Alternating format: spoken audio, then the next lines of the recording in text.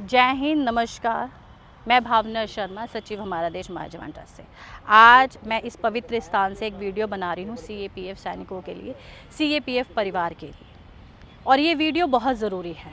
इस वीडियो का जो मुद्दा है वो ये है कि आईपीएस ऑफिसर का डेपुटेशंस पे आना। 2012 में सीएपीएफ के कुछ अधिकारियों ने कोर्ट में जो है एक याचिका दर्ज की थी, जिसमें उन्होंने बोला था कि जो डेपुटेशंस पे आईपीएस ऑफिसर आते हैं उनको रोका जाए या कम किया जाए, जिसका फैसला 2025 में कोर्ट ने सीएपीएफ के अधिकारियों के हित में दिया है।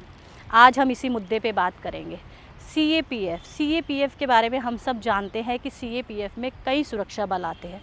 बीएसएफ, सीआरपीएफ, आईटीबीपी, सीआईएसएफ, ये तमाम सुरक्षा बल जो है हमारी आंतरिक सुरक्षा और बॉर्डर की सुरक्षा करते हैं। इन्हीं के बीच में जब भर्ती होता है एक सब इंस्पेक्टर, तो वो धीरे धीरे करके आगे बढ़ता है और एक 30-25 साल बाद जो है कमांडेंट की पोस्ट पे पहुंचता है। लेकिन उसकी ये जर्नी इतनी खास होती है क्योंकि सब इंस्पेक्टर से भर्ती होने के बाद वो कई साल तक उस ज़मीनी स्तर की चुनौतियों को, संघर्ष को, नक्सलवाद को और आतंकवाद को देखकर एक पद पर पहुंचता है जिससे वो लड़ता आया है। इससे उसको सीएपीएफ की ड्यूटीज़ के बारे में, अधिकारियों के बारे में और उन चुनौतियों के बारे में, संघर्ष के बारे में बहुत अच्छे से मालूम होता है जिसको वो फेस कर रहे होते हैं। लेकिन अचानक से इन्हीं के बीच में कुछ समय के लिए आईपीएस ऑफिसर्स डेपुटेशंस पे आ जाते हैं। तो क्या ये सही है कि गलत है? पहले मैं यहाँ पर एक बात बहुत क्लियर कर देना चाहती हूँ कि हम लोग किसी भी आईपीएस ऑफिसर के पद पे, बल पे, उनकी सक्षम होने पे या उनकी कार्यशैली पे बात नहीं कर रहे। वो हमारे लिए बहुत ऊंचे हैं।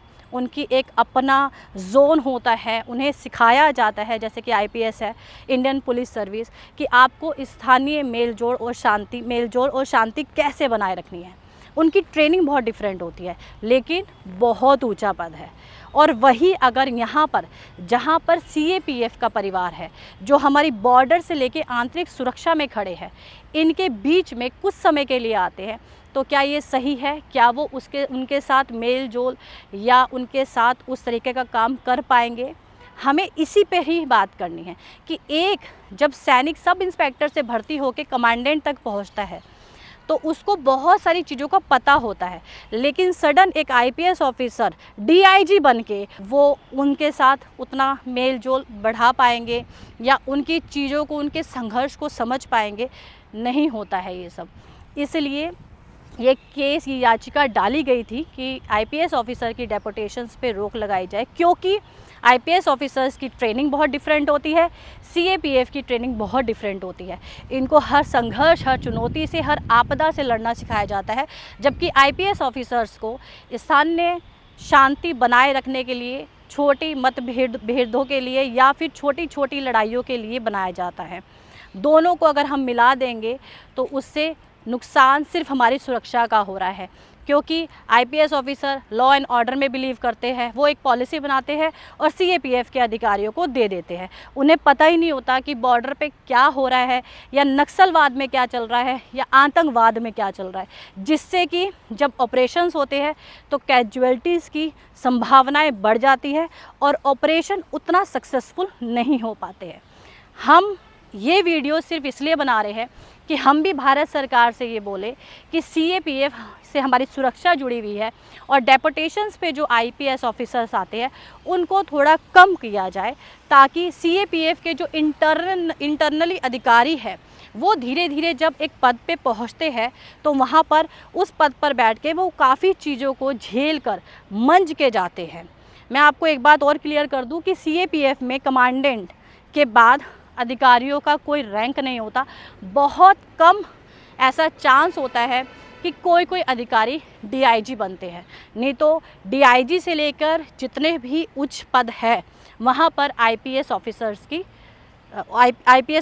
को लाया जाता है, जिससे तालमेल बनता नहीं है और साथ साथ काम उतने अच्छे से हो नहीं पाता है।